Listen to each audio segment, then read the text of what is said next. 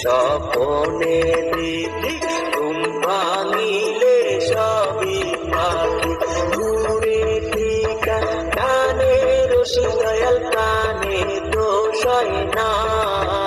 হায়রে দূরে টিকা কানে রশি দয়াল কানে দোষ হয় না